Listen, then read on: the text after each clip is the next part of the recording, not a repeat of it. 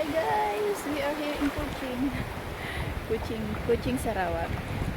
So nasa tabing dagat si Aling Duray nyo, ang Pinay ng Malaysia. Nagre-relax ang lola nyo kasi may pinagdadaan. May pinagdadaan na bilang halata. So ayan, naglalakad ako. Lakad tayo. Takot ako baka malaglag ang CP sa water ng ating mobile.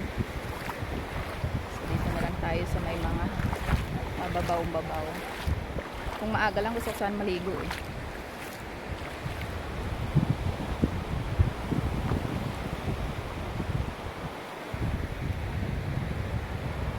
May mga tao din naman. Nangangati ilong ko.